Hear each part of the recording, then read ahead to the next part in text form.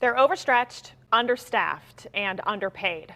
Police officers who patrol the towns of the Mon Valley are struggling, and now a plan to pool resources and improve service is in jeopardy. KDKA investigator Andy Sheehan tells us what's at stake. Since most of the mills closed down decades ago, employment is down and crime is up. These towns have cobbled together part-time police departments, struggling to keep up. Carl Lewis owns and runs this small convenience store in Rankin and worries about violent crime. Just last year, he says, someone shot his grandson in nearby Hawkins Village. He was shot in the arm, so his arm will never be the same. He won't have full use of it anymore. He's only 20 years old.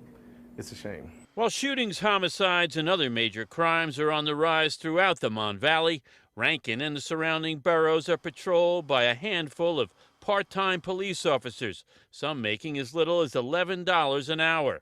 In Rankin, state police who have other duties handle the overnight shifts, and the town concedes response times can be lengthy. But Lewis thinks there's a solution.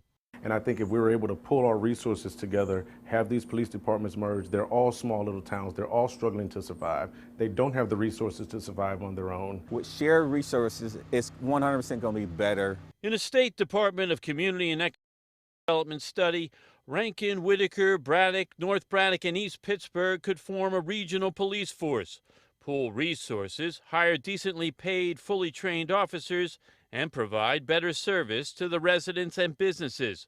Rankin Police Chief Ryan Wooten is all in. What do we have now? We have part-time police officers that got work 2 or 3 jobs to keep their lights on and put food on the table.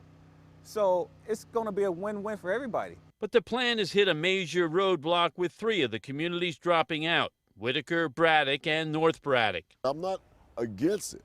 It's just that you have to do better than that. Braddock Police Chief Guy Collins says under the plan, his officers would need to resign and reapply, resulting in some losing their jobs. Rather than improve coverage, Collins says there would be fewer cops patrolling a wider geographic area. If you think we're short now, that's really going to be non-productive in my eyesight of 26 years that I've been in law enforcement. East Pittsburgh no longer has a police department. It disbanded after part-time officer Michael Rosfeld shot and killed a fleeing Antoine Rose Jr. 3 years ago. It now relies entirely on state police for protection.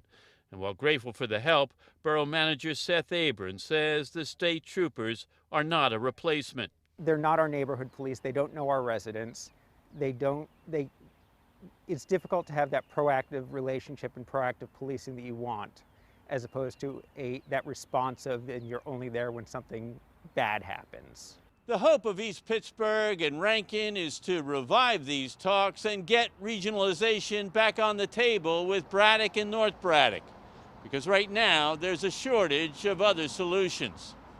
Reporting in Braddock, Andy Sheehan, KDKA News.